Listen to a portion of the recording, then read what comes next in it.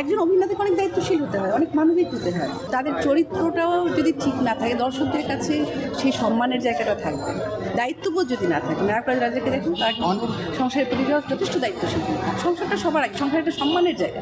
এখনকার এনারা কী ধরনের অভিনেতা বুঝি না, তাদের যদি সেই দায়িত্ববোধটা না থাকে, সংসারের প্রতি দায়িত্ববোধ, সংসারকে ধ্বংস করে এভাবে কাউকে দায়িত্ব। একজন অভিনেতাকে অনেক দায়িত্বশীল হতে হয়, অনেক মানবিক হতে হয়। তাদেরকে মানুষ ফলো করবে। একজন মানুষ আপনার অভিনয় কখন দেখবে? অবশ্যই আপনি সাধারণ মানুষ থেকে অনেক বেশি আপনার মধ্যে সেই গুণাবলীগুলো থাকবে, তাই না? তখনই তো আপনি একজন হিরো হবেন বা একজন। ওনারা কী ধরনের হিরো বলছেন? শাহরুখ খানও তো শাহরুখ খানের সাথে তুলনা করেছেন, মানে জানি না উনি কোন গ্রেডের অভিনেতা। আমার পার্সোনাল তার সাথে কোনো তাদের সাথে কোনো রিলেশন নাই, দেখি বা আলবো কাউকে চিনি না। তো আমি অনেক কিছু দেখলাম আর কি, এই ঘটনার পরে আমি তাদের নাটকগুলো দেখলাম। খুব বড় মাপের বা মূলধারার কোনো চরিত্র না তারা। তো তাদের চরিত্রটাও যদি ঠিক না থাকে, দর্শকদের কাছে সেই সম্মানের জায়গাটা থাকবে। দায়িত্ববোধ যদি না থাকে, নায়করাজ রাজাকে দেখুন, তার সংসারের প্রতি যথেষ্ট দায়িত্বশীল। সংসারটা সবার আগে, সংসার একটা সম্মানের জায়গা। প্রত্যেকের স্ত্রী, বাচ্চা, এটা হচ্ছে তাদের লাইফ। এই তিথি কোনো লাইফ হতে পারে না। তিথি কিনে সামনাসামনি হয়তো কেউ কিছু বলেনি, তখন তিথি কিনে তাদের যে সম্পর্কগুলো, এগুলো তো মানুষের চোখে পড়েছে, দৃষ্টিকটু, ভীষণ দৃষ্টিকটু।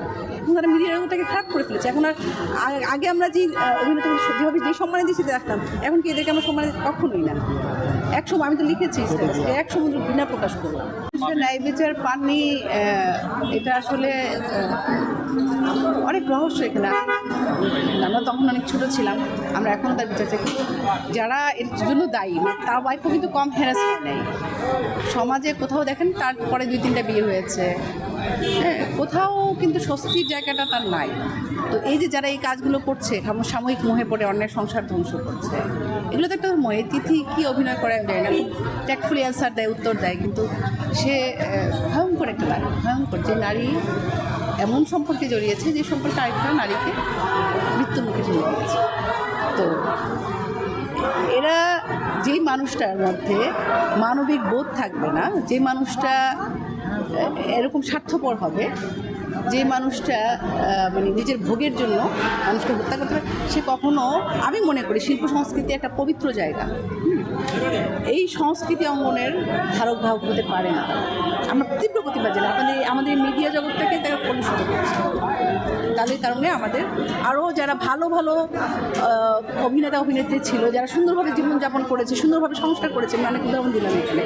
90s আরও আগের সিনেমা জগতে আছে, নাটকের জগতে আছে, তৌকির, বিপাশা, জাহিদ হাসান, ওয়াজিদ নদী, শহীদ জামাল সেলিম, প্রত্যেকে ভালো ভালো ব্যাকগ্রাউন্ড, ভালো সংসার আছে তাদের মানে পুরো তাদের ইয়েটাও কলুষিত হয়ে যায়। কারণ সবাইকে প্রশ্নের সম্মুখীন হতে হবে যে আপনাদের মিডিয়া জগতে, তো তারা কিন্তু এই জগৎটাকে কলুষিত, সবার উচিত এদেরকে বয়কট করা।